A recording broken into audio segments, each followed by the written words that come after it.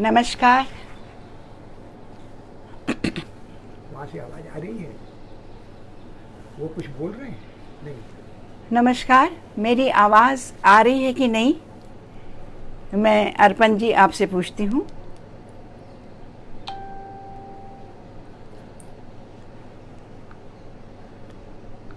हाँ, ये उधर पार आ गए।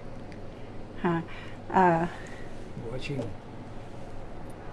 मेरी आवाज़ आ रही है?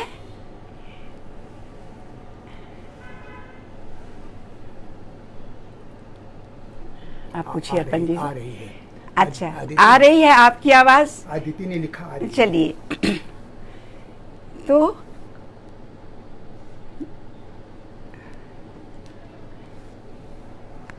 आप सबको मेरा नमस्कार।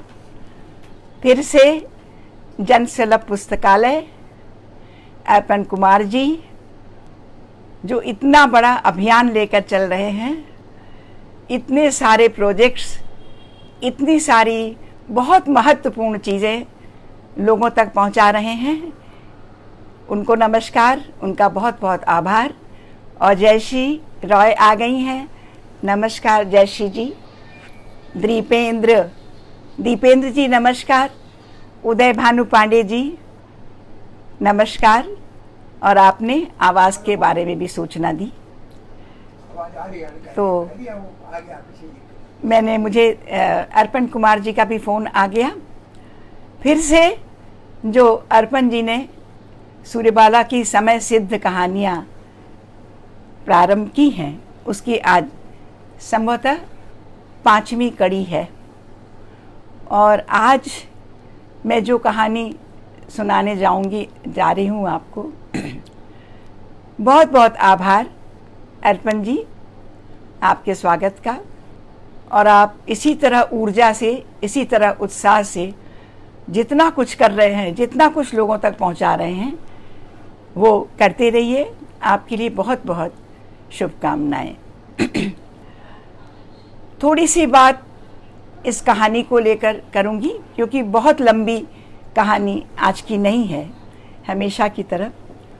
और कहानी का नाम आपको पता चला है, ये बिन रोई लड़की। अलका आ गई।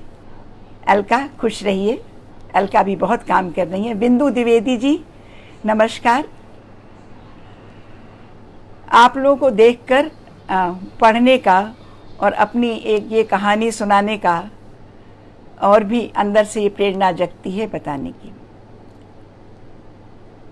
चलिए, मुझे भी आप लोगों को सुनाना हमेशा से बहुत सुखद रहा है जयश्री, क्योंकि हम लिखते चाहे जितने हों, जो कुछ हम अपने ऊपर ये दम नहीं कर सकते हैं कि हमने बहुत अच्छा लिखा है।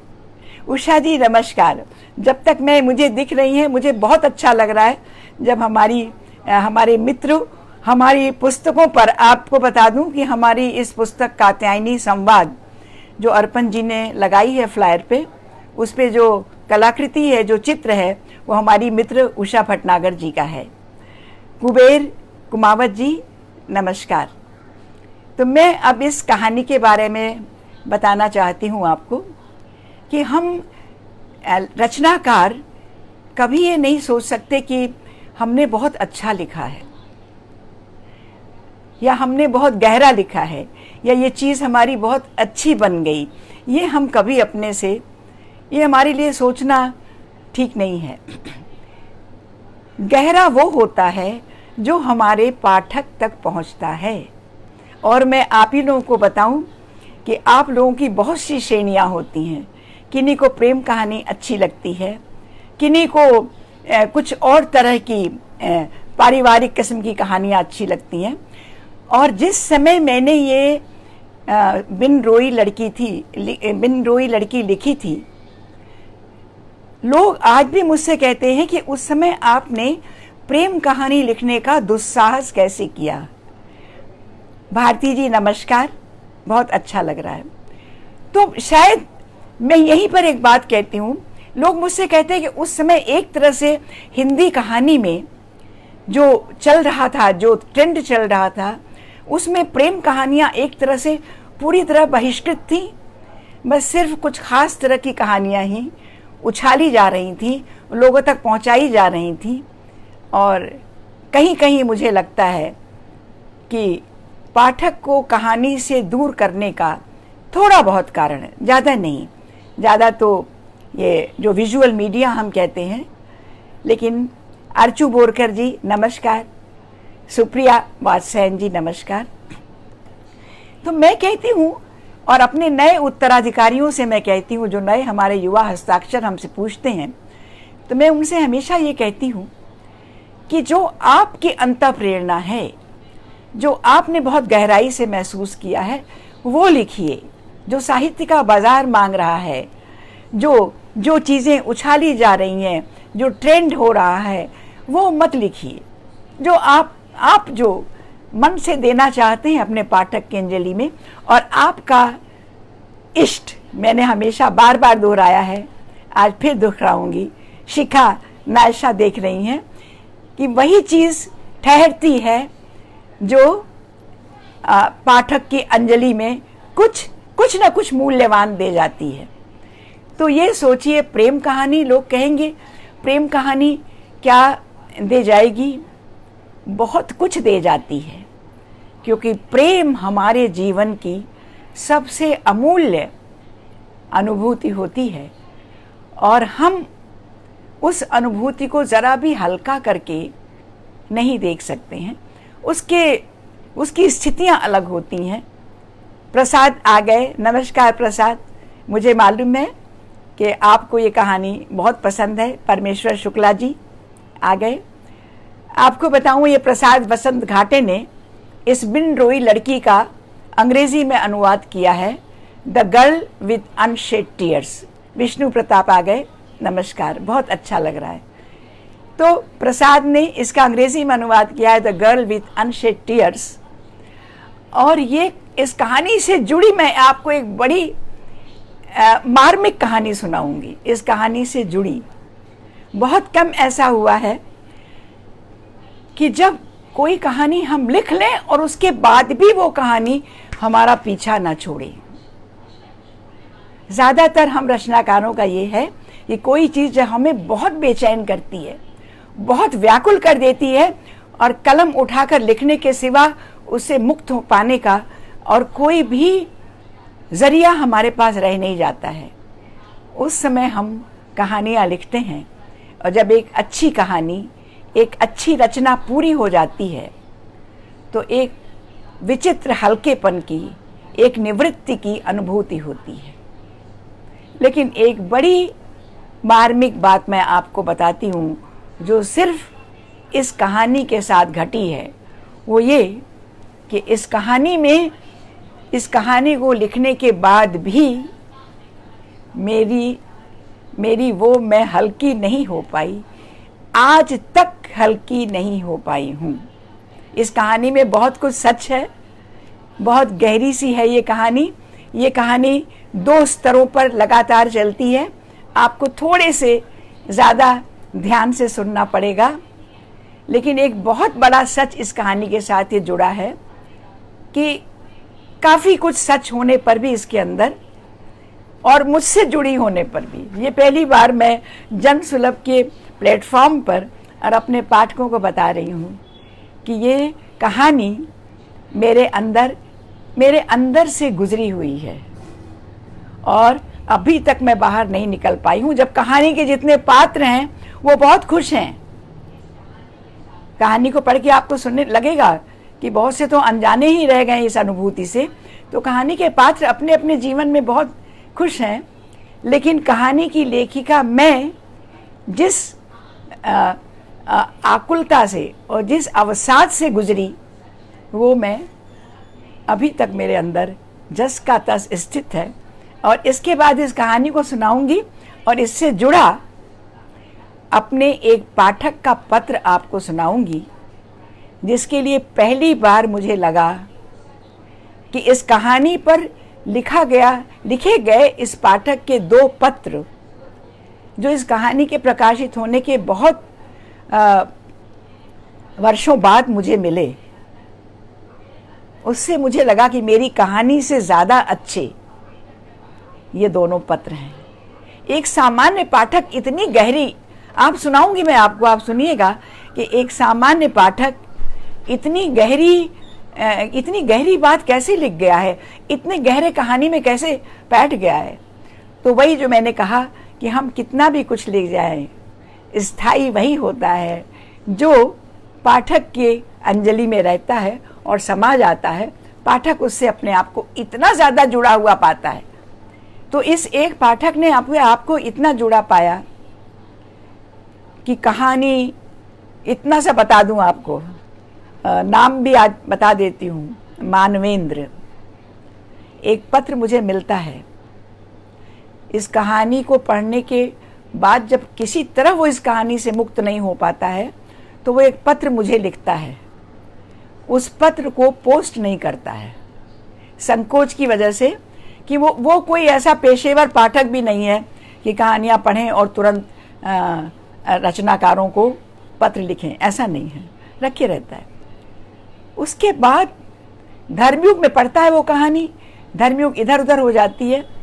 उसके बाद बरसों वो कहानी तलाशता रहता है। आप सोचिए, मैं जो पाठक को अपना इष्ट और अभीष्ट मानती हूँ वो यूं ही नहीं मानती हूँ।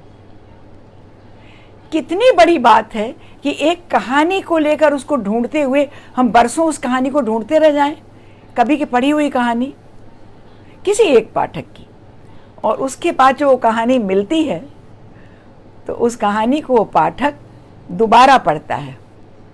इसलिए पढ़ता है कि जब पहली बार मैंने ये कहानी पढ़ी थी तब तो ये बहुत ही मैं युवा था, हो सकता है मैं बहुत युवा था, इसलिए कहानी मुझे इतना बेचैन, इतना विकल कर गई। देखूं इतने वर्षों बाद ये कहानी पढ़ करके क्या मैं वैसा ही ये कहानी मुझे अंदर तक हिला जाती है। और फिर से जब वो उतना ही डूबता है तो बरसों बरस बाद दूसरा खत लिखता है, फिर मेरा पता तलाशता है। पते भी हर इसमें कहानी, हर पत्रिका में मेरे पते बदलते रहे हर 4 साल 2 साल बाद, और वो पत्र अपने पास रखे रहा। लिखा है सूखे हुए फूलों की तरह, मैं वो पत्र अपना ही लिखा पत्र लिख पढ़े रहा।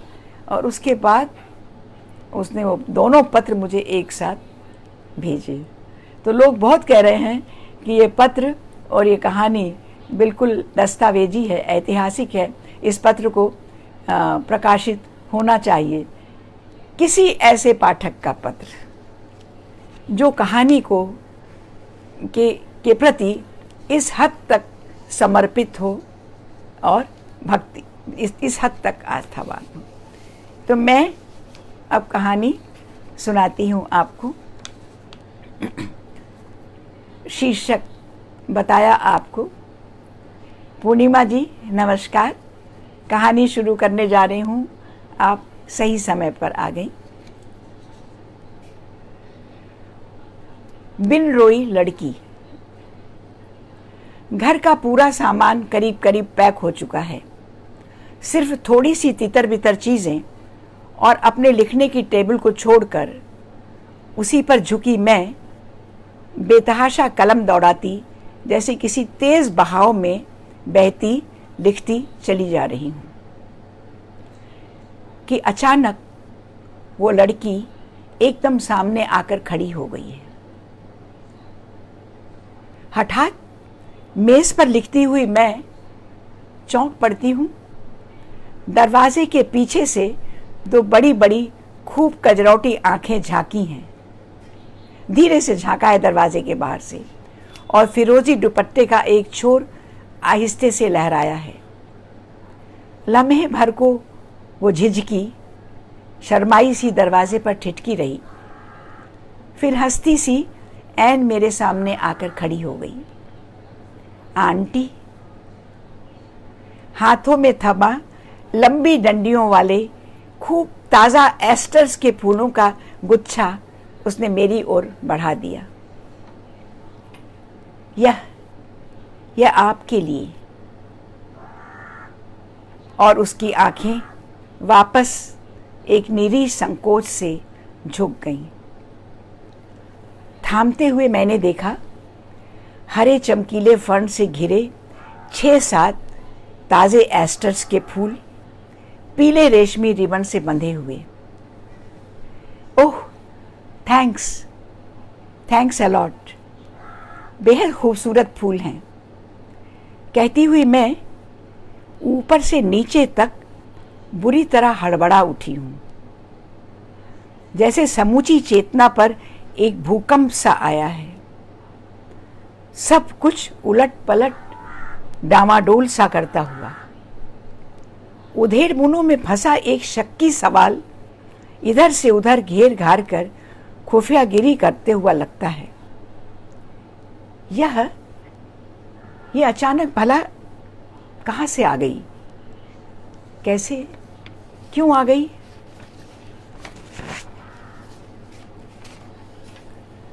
मेरी दृष्टि टिकते ही वो सहम कर बेहद निरी सी हो आई। जैसे आ तो गई, लेकिन अब कैसे क्या कहे। साफ लग रहा था कि उसका दिल बुरी तरह धड़क रहा है। फिर किसी तरह पूरी हिम्मत और शक्ति जुटाकर उसने कहा है, कैसी हैं आंटी आप? मैं हाँ, बिल्कुल ठीक हूँ, मैंने अपनी हकलाहट पर काबू पाते हुए कहा। लेकिन ठहरो, पहले मैं इन फूलों को वाज में अरेंज कर दूं, है ना? और मैं उसकी आंखों का सामना करने से कतराती किचन में भाग आती हूँ। मुझे सचमुच थोड़ा समय चाहिए अपने सारे छितरे हुए वजूद को समेट पाने के लिए। उफ, वो मीठी निर्मल सी दृष्टि और मेरे अंदर आया झंझावात। यह क्यों आई है? हो सकता है सिर्फ ऐसे ही हमारा ट्रांसफ़र जो हो रहा है। कितने लोग आते हैं ऐसे ही मिलने जुलने, हाल चाल पूछने, लेकिन भला ये क्यों आई है? जैसे कि सब आए तो आए, लेकिन इसे तो बिल्कुल नहीं आना चाहिए था। चौकन्ने सवालों की थिगलियां वापस यहां से वहां बिखरने लग जाती हैं। यंत्र चालित सी मैं फूलों को एक खूबसूरत वाज में रख रही थी। फूलों से ज़्यादा मैं अपने आप को करीने से पेश कर पाने की हड़बड़ी में थी, जैसे उसका सामना करने के लिए खुद को तैयार कर रही थी। देखो कितने खूबसूरत लग रहे हैं ना? मैंने वाज में सचे उसके लाए एस्टर्स के फूल कार्निश पर रख दिए हैं। उसने उसी संयत सलज्ज भाव से मुस्कराकर सिर हिला दिया है। आप हमेशा फूल बहुत अच्छे अरेंज करती हैं आंटी। ये गुलाब भी तो जो आपने लगाए हैं। मैं गर्वोन्नत होकर अगराई हूँ। सचमुच मेरे ड्राइंग रूम के बीचों बीच कांच की गोल मेज पर मैंने आज सुबह ही ताज़ा क्रीम गुलाबी और शोक गुलाब सजाए हैं, और कॉर्नर की तिपाई पर रजनीगंधा की 5-6 डंडियां भी मैंने लगाई हैं। मुझे बहुत पसंद हैं फूल सजाना। लेकिन मुझे इन दोनों के सामने जाने क्यों सफ़ेद एस्टर्स बेहद सीधे सीधे लग रहे, बहुत विनम्र, चुप, शांत, सहमे से और संकोची। कुछ इस तरह जैसे सारी उम्र कोई अपने आप को समझे जाने के इंतज़ार में खड़ा रह जाए। क्या मैं इस उदास और निरी मुस्कान का सबब जानती हूँ? नहीं, बिल्कुल नहीं। जैसे पीछे से आकर कोई मेरा मुंह दबोच लेता है और मैं कतराकर चोर दरवाजे से निकल भागती हूँ। लेकिन मेरे साथ साथ वो ढीठ सवाल भी मेरा पीछा करता मुझे मुंह चिढ़ाता चला आ रहा है कि मैं सहज भाव से उस लड़की से कुछ पूछ कह क्यों नहीं पा रही हूँ। ठीक उसके सामने बैठी मुझे सामान्य शिष्टाचार के 2-4 शब्द भी नहीं सूझ रहे हैं। उल्टे वही मुझसे बेहद शालीन लहजे में पूछ रही है, जा रहे हैं आंटी आप लोग यहाँ से? ओह हाँ हाँ, देखो ना, अब क्या कहें, जाना ही है। कब तक? एक निरीह अवसाद में डूबे कांपते शब्द अपने आप को बखूबी संभाले हुए। कब तक आंटी? बेहद सादा सवाल, लेकिन मेरा शक अब पक्का हो रहा है। मैं वापस चौकन्नी हो उठी हूँ। बड़ी चतुराई से पैंतरा मारकर मैं अपनी बात को चौखानों में काट जाती हूँ। बस कभी भी कुछ कह नहीं सकती। देखो ना, सब कुछ सारे घर में यहाँ वहाँ बिखरा हुआ है। मेरे पैतरे से अछूती वह उसी निर्दोष सहानुभूति से चारों तरफ छितरी चीज़ों को देखती है। आप सचमुच थक जाती होंगी ना आंटी, कैसे कैसे क्या क्या पैक करना। मैं खुद चाहती थी आपकी थोड़ी मदद। नहीं नहीं, मैं तत्क्षण सहानुभूति से उसकी धार को काट कर दो टूक कर देती हूँ। वो सब तो प्रोफेशनल पैकर्स कर रहे हैं, थैंक्स। वो फिर से सहम कर चुप हो जाती है। मैं उसी अपने चोर दरवाजे के पीछे से आजमाती हूँ। क्या यह जानती है कि मुझे इसके यहाँ आने का थोड़ा बहुत मकसद मालूम है? लेकिन वो मकसद क्या सचमुच इसकी ढिठाई है या किसी बेहद अनछुई अनुभूति की भावनात्मक बगावत? एक तलफलाहट, एक निरीह अवश लाचारी। नहीं नहीं, ये सब सिर्फ मेरा अनुमान है। असलियत है तो सिर्फ इतनी कि ये लड़की सिर्फ मेरी बेटी मेधा की क्लास फेलो है और मुझसे और मेरे परिवार से थोड़ी ही जान पहचान है।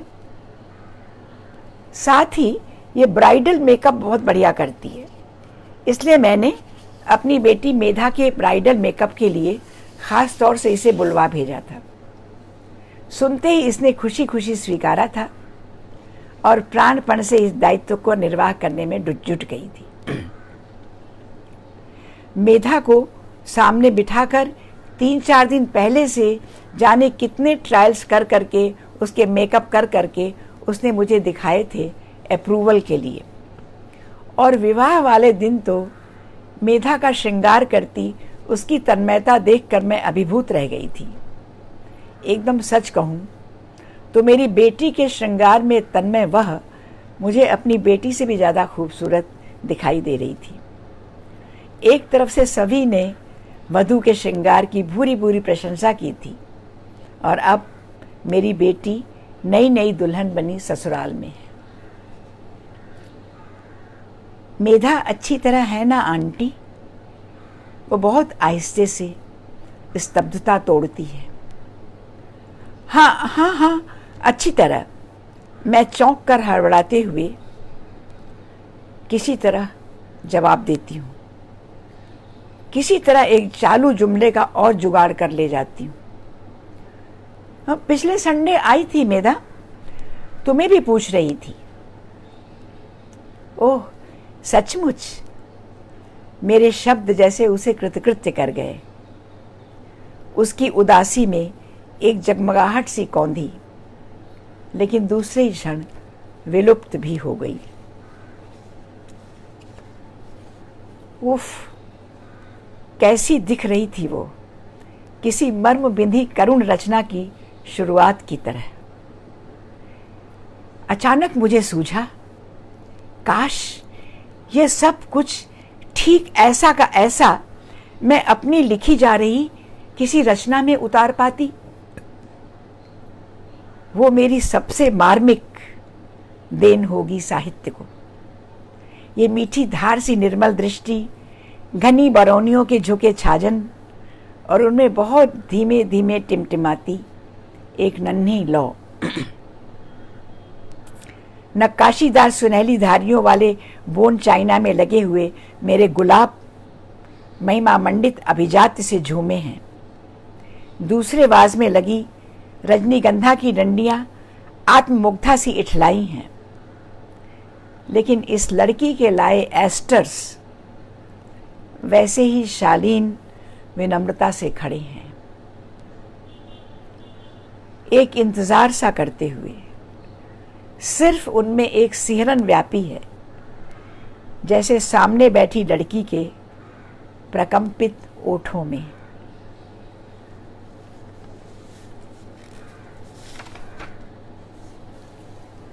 एस्टर्स बोल नहीं सकते, लेकिन लड़की तो बोल सकती है। उसने कोशिश भी की, उसके ओठ सचमुच फिर से कांपे हैं, लेकिन कहाँ बोल पाई वह। शायद वो जो कुछ कहना चाहती है उसके लिए शब्द अभी इजाद नहीं हो पाए हैं। इसलिए हर बार कुछ बोलने की कोशिश करती लड़की हार कर असहाय आंखों से एस्टर्स के फूलों की तरफ देखने लगती है।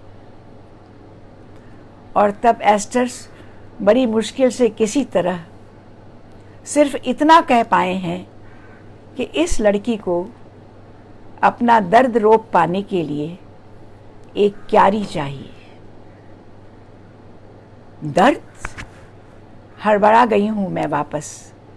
दर्द वर्द की बात कहां से आ गई बीच में? बात तो हरे फर्न, पीले रिबन और मेरी सद्य प्रसूता रचना की सोच रही थी मैं। उफ, उस खूबसूरत हदबंदी को तोड़कर दर्द की बात। और फिर कहाँ की ये लड़की, कहाँ की मैं, जरा सी मामूली सी जान पहचान, और इसके किसी नाम बेनाम दर्द के लिए मुझसे क्यारी खोदने की अपेक्षा। जरा ज्यादती नहीं क्या? इसके किसी दर्द की जानकारी मुझे भला कहाँ से होगी? तभी जैसे फिर किन्हीं अदृश्य हाथों ने मेरी आवाज का गला घोंटकर धमकी भरे स्वर में पूछा है, तुम सचमुच नहीं पहचानती इस लड़की के दर्द को ना? नहीं, मेरी घुटती आवाज कांपी है, पकड़ सख्त हो गई है। और इस लड़की को, इसे पहचानती हो या नहीं? वो मैंने कब नकारा? जानती हूं, अगली लेन के तीसरे फ्लैट की बालकनी वाली लड़की है यह। कई बार बैजनी फूलों से लदी उस बालकनी के बीचों बीच रेलिंग पर झुकी हुई देखा है मैंने उसे। फूलों के बीच से झांकता उसका चेहरा नरगिस के ताजा धुले फूलों जैसा ही। और उस बालकनी के नीचे से गुजरता मेरा अलमस्त बेटा, सुबह जॉगिंग के ट्रैकिंग सूट में, शाम को टेनिस के रैकेट उछालता, ऊर्जा, शक्ति और जिंदा दिली से सराबोर मेरा बेटा। मेरे बेटे को शौक है बॉडी बिल्डिंग का, कह लगाने का और शोर शराबा करके हंगामा बरपाने का। ये लड़की जब मेरी बेटी के श्रृंगार के ट्रायल्स किया करती थी, तभी भी मेरा बेटा सारी की सारी इकट्ठी लड़कियों को, मेधा की सहेलियों को चिढ़ा कर, खिजा कर परेशान कर डालता था।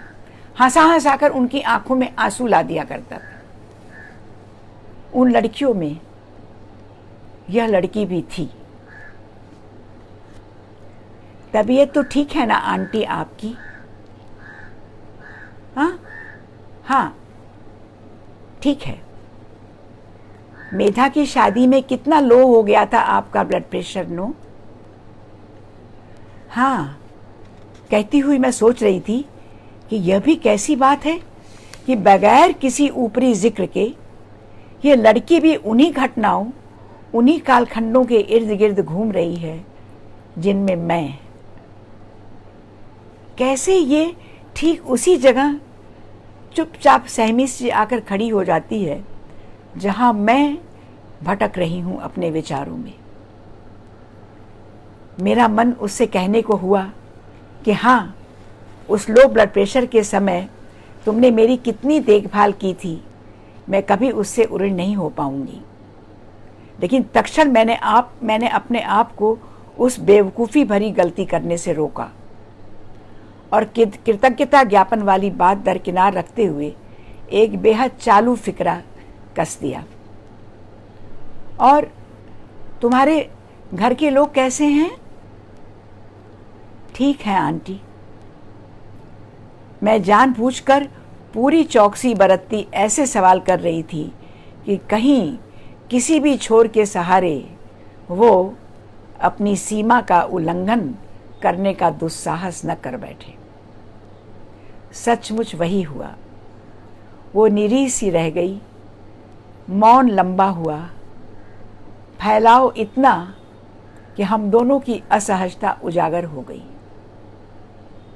इस बीच उसके होठ रह रह कर खुले, फिर बंद हुए, चिड़ियों के पंख फड़फड़ाते बच्चों से।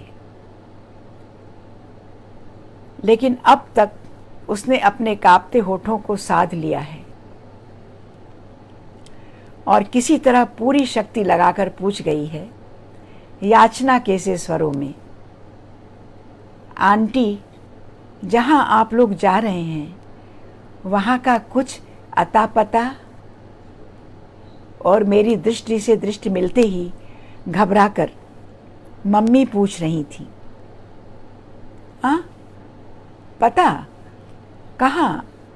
अभी तो कुछ भी नहीं मालूम है, कुछ भी अपना पता ठिकाना नहीं मालूम है।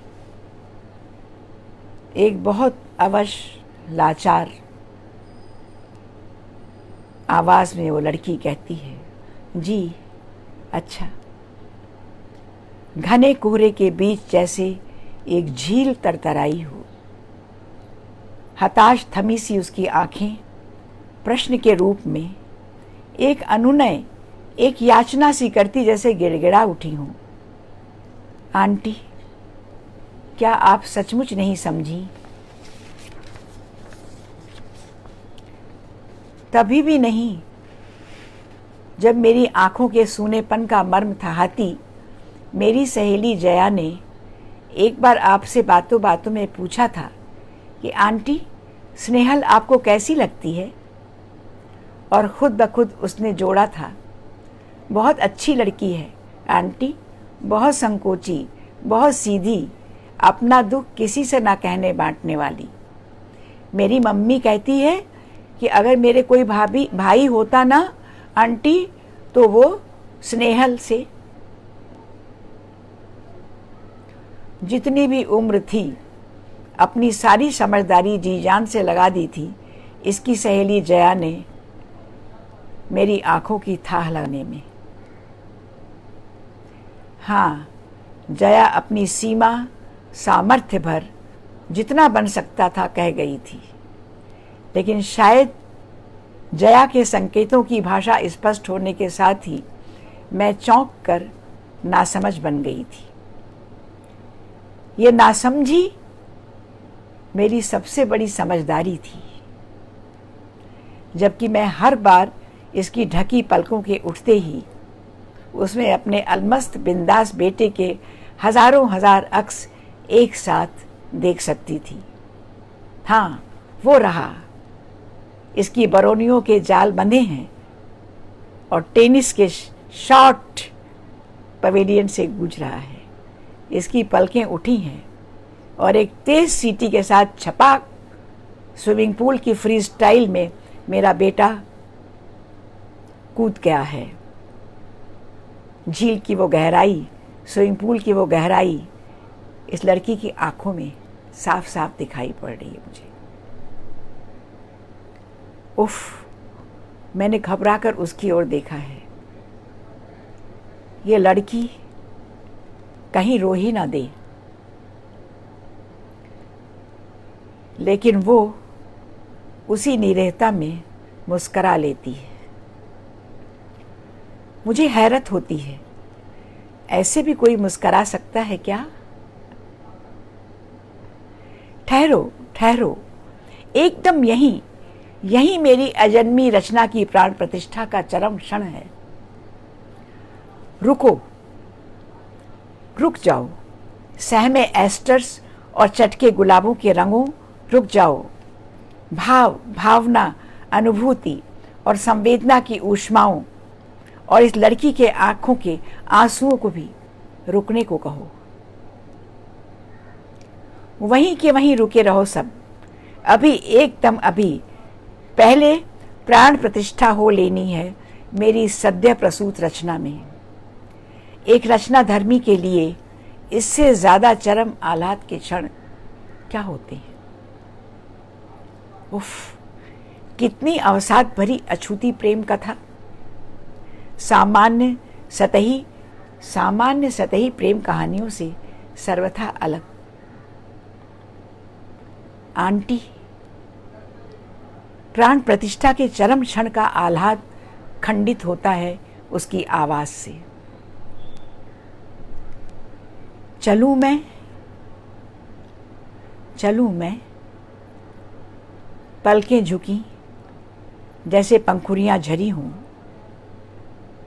धीमे से बोली है वो, हम शायद अब कभी ना देख मिल पाए ना आंटी।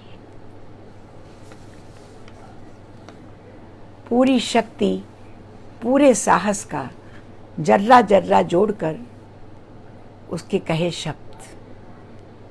कांपे होठ जैसे आधी रात के समंदर का पूरा हाहाकार मेरी पथरीली चट्टान पर माथा पटक कर अभी अभी लौटा है।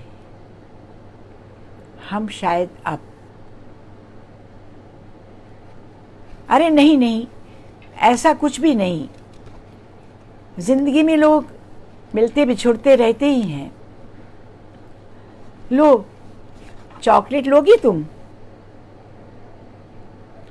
उसने उसी भव्य शालीनता से अपनी हथेलियां बढ़ा दी थी और फिर चारों तरफ से जैसे अपने आप को पूरी तरह समेटते हुए उठ खड़ी हुई थी। तो फिर चलती हूँ आंटी। बूंद बूंद अवसाद से उतरते स्वर, मेरा सब कुछ जैसा का तैसा मेरे हवाले करते हुए,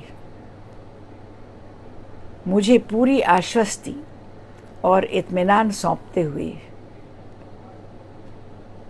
हल्की होती हुई मैं अचानक बेहद बेतुकेपन से कह पड़ती हूँ,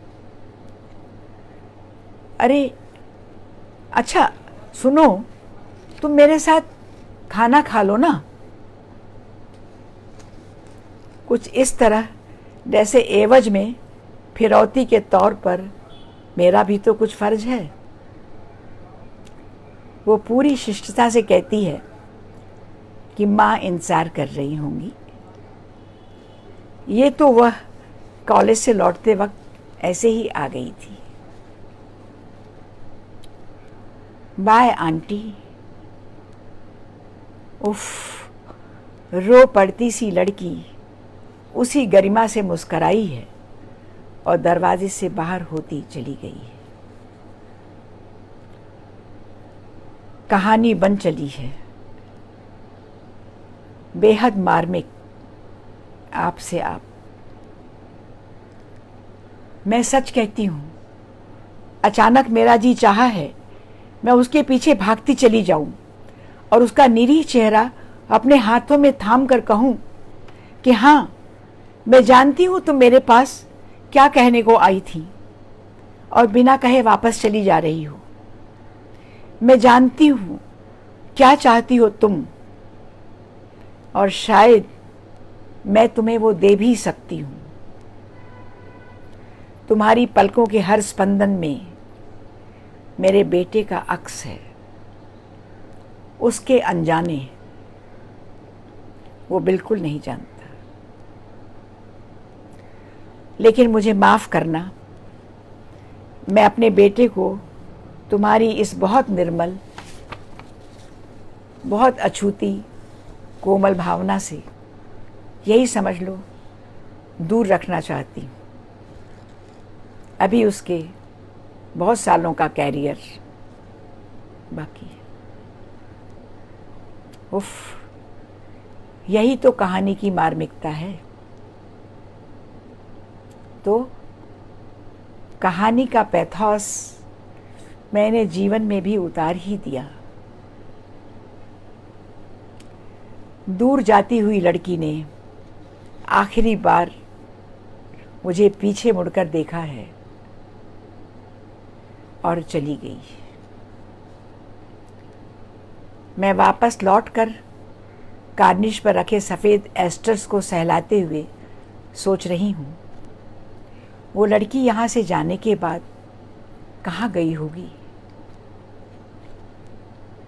शायद वो अपने मकान की छत पर जाए और मुंडेरों के साये में बैठकर एक खत लिखे, बिना पते का, और फिर जिंदगी के तमाम बचे सालों में उस खत के लिए एक पते की तलाश करती रह जाए।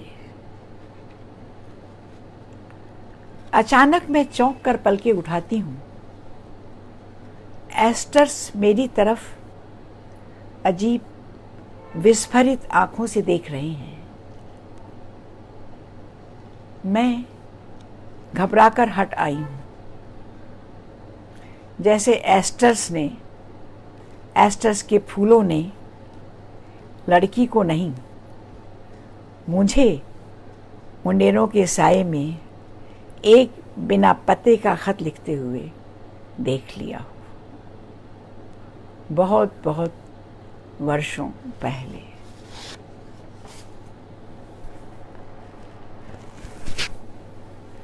कहानी समाप्त हो गई और मुझे बहुत संतोष मिला आप लोगों को आज ये कहानी सुनाकर। प्रतिक्रियाएं रंजना जी जुड़ी हैं, मुझे बहुत अच्छा लग रहा है। अलका कह रही है मार्मिक। सरिता सिंह, आपने इस कहानी की मार्मिकता को समझा, पहचाना। इस जो कहती हूँ ना कि लिखने वाले के लिए सबसे बड़ा पुरस्कार यही होता है। सुदर्शना देख रही हैं, लिख रही है कि लगता है कोई ऐसा खत कभी माँ ने भी लिखा होगा। मुझे लगता है ऐसा खत हर लड़की कभी न कभी लिखती है, इसलिए मैंने कहा कि ये बहुत मूल्यवान वैसी अनुभूति होती है जीवन की। और बहुत बहुत धन्यवाद रंजना। मेरे पास थोड़ा सा समय बचा है, मैं बहुत चाहूँगी आप लोगों को, बहुत चाहूँगी कि आप देखिए उस पाठक के पत्र का, वो मैं कैसे दिखाऊं कि पीला पीला सा उसका पत्र है और उसने क्या क्या नहीं लिख दिया है। तो कभी कभी मैं रचनाकारों से कहती हूँ कि सबसे बड़ा पुरस्कार तो हमारी रचना होती है हमारे लिए। और डॉक्टर छवि सिंघल, बहुत बहुत धन्यवाद। प्रसाद कह रहे हैं शब्द नहीं है, मैंने पहुंचा दिए, आपने तो किया। तो मैं ये कह रही हूँ कि सबसे बड़ा पुरस्कार, वरदान तो हमारी रचना होती है जो हमने लिख लिया, और दूसरा होता है, आपको दिखाऊं, पीला सा पड़ गया ऐसा पत्र। आपको उल्टा दिख रहा है, ये कैसी अजीब सी, उसमें यहाँ आंटी लिखा हुआ है, ये एक, और उसके कितने बरस बाद। सोचिए एक कहानी की कितनी बड़ी उपलब्धि है, एक कहानी की भी और खुद मेरी भी। और फिर दूसरा पत्र, एक कहानी को लेकर बरसों बरस कोई समर्पित रह जाए।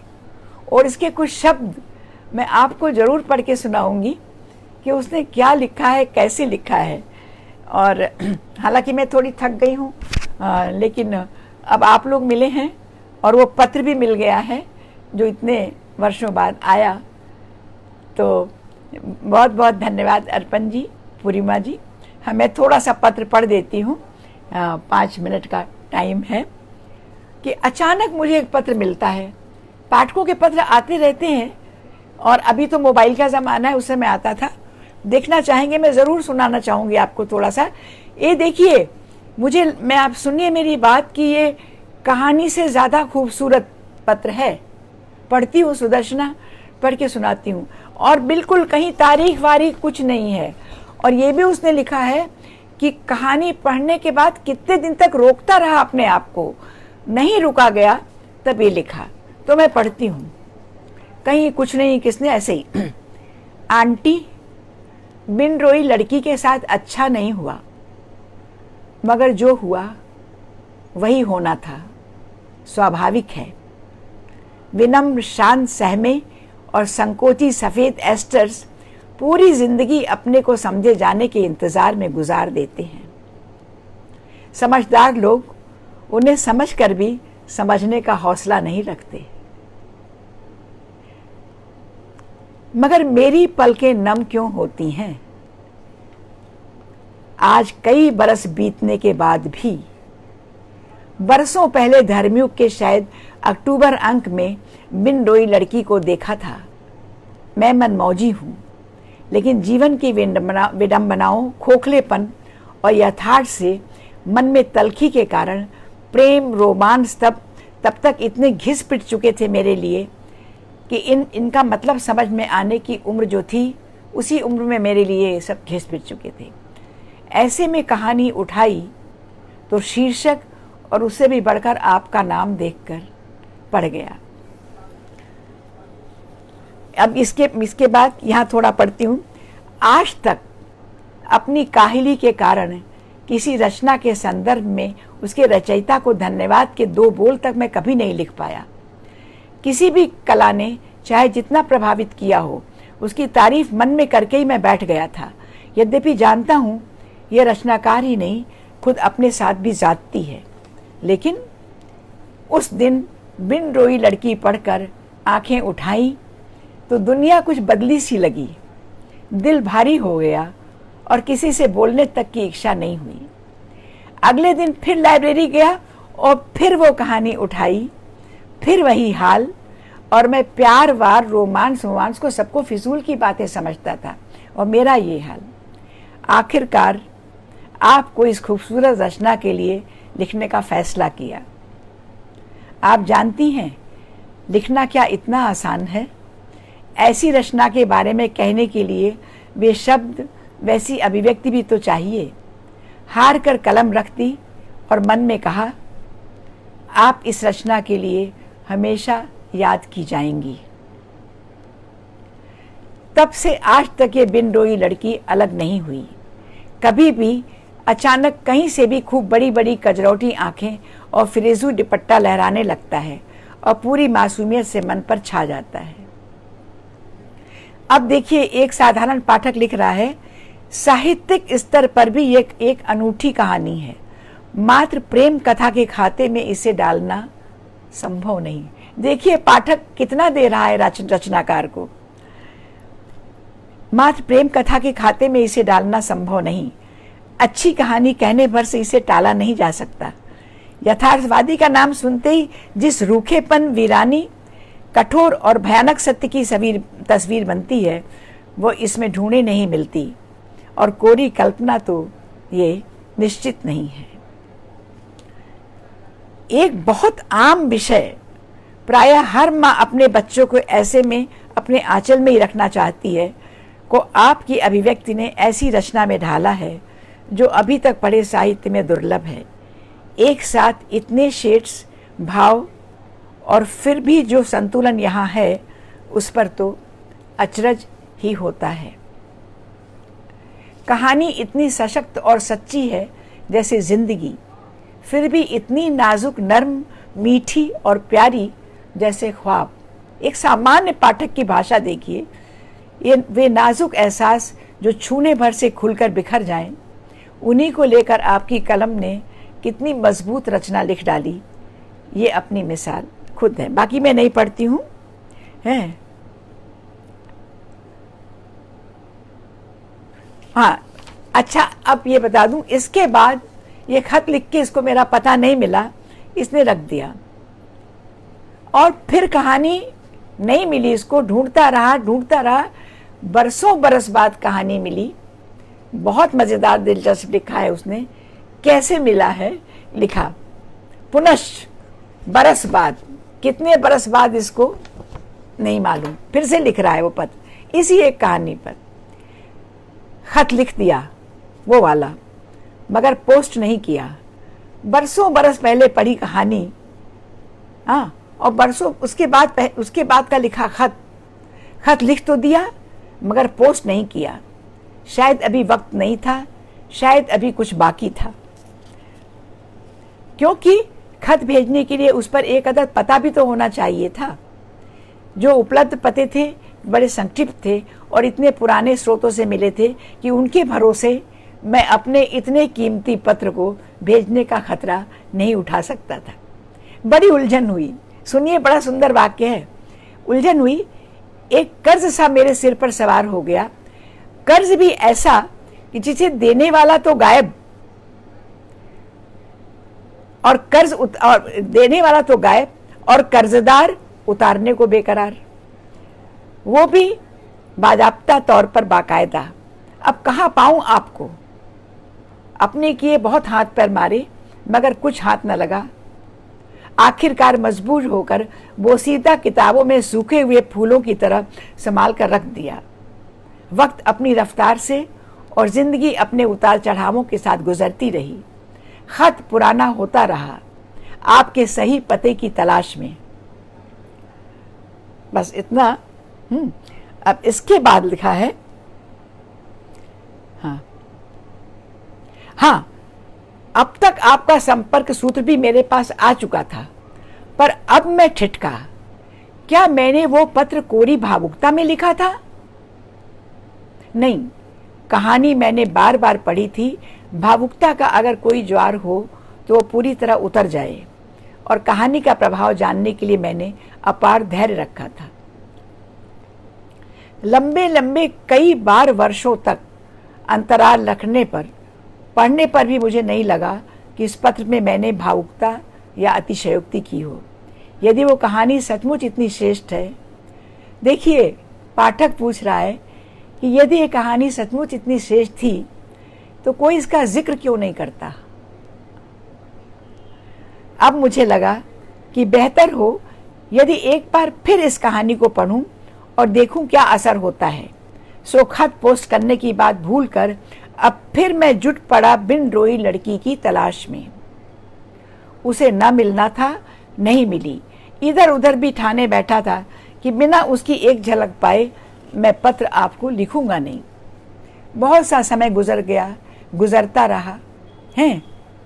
एक दिन अनायास ही कात्यायनी संवाद हाथ लगा। नई उम्मीद और पुराने शिकवे के साथ खोला। पन्ने पलटते ही जी धक से रह गया। वो लड़की अचानक एकदम सामने आकर खड़ी हो गई। मन में एक साथ उल्लास, पीर, सुकून, बेकली, प्रेम, उलाहना, ये सब इतना शोर मचाने लगे कि डरा कि मेरे आसपास को कोई सुन न ले। एक बार फिर बिन रोई लड़की से मुलाकात हुई। कुछ नहीं बदला। वही ताजगी, वही मासूमियत, वही खुशबू, वही अव्यक्त पीर। बरसों बरस बीतने के बाद भी आज स्वीकार करता हूँ कि इस कहानी ने वही प्रभाव छोड़ा है जो पहली बार पढ़ने पर छोड़ा था। देखिए, एक सामान्य सा पाठक एक बहुत ज़रूरी बात कह रहा है। कहानी विधा के समीक्षकों, आलोचकों का भी कुछ निष्कर्ष हो, आपके पाठकों का बहुमत चाहे जिस ओर हो, यहाँ तक कि आपकी अपनी राय बिन रोई लड़की को लेकर जो भी हो, आज मैं संतुष्ट हूँ कि वर्षों पूर्व की मेरी मान्यता बदली नहीं। अब इसके दो ही अर्थ निकलते हैं। या तो आपकी लेखनी ने कालातीत रचना की है जो किसी पाठक को पूरा युग बीतने के बाद भी उतनी ही शक्ति से प्रभावित करती है, या फिर यह कि जिंदगी रही तो मैं घनघोर रोमांटिक बुढ़ा बनने की राह पर हूं, जो जाहिर है कि बड़ा दुखदाई होगा। एक चीज और, बहरहाल मूल पत्र पर मेरे कोई तारीख नहीं है, तथापि यह धर्मयुग में बिन रोई लड़की प्रकाशित होने के लगभग 8 वर्ष बाद लिखा गया था। तब से यह आज के दिन के इंतजार में था। आपसे अपनी हठधर्मिता को लेकर क्षमा प्रार्थना करता हूँ, किंतु एक बात मैं निसंग होकर कहना चाहता हूँ। समय ने इसका पूरा अवसर दिया। मुझे संतोष है कि मैंने जो राय रखी वो क्षणिक मनोभावों या भावुकता में बहकर नहीं खो गई। इसने एक चीज़ और लिखी है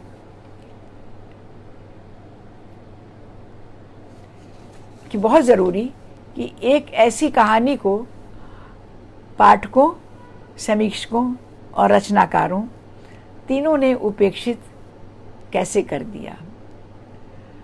लेकिन इसके लिए मुझे श्री लाल शुक्ल की एक बात याद आती है। उन्होंने कहा था कि पुस्तक का भाग्य होता है, रचना का भाग्य होता है, हर रचना का भाग्य होता है। तो शायद ये इस कहानी का भाग्य था। हाँ, सुदर्शना ठीक कह रही हैं आप। क्या पाठक है, ये सामान्य पाठक नहीं है। मुझे भी ये कहानी हमेशा प्रभावित करती है। तो ये एक संयोग की बात होती है कि ये उस पाठक के पास पहुंची। आप लोगों का बहुत बहुत धन्यवाद।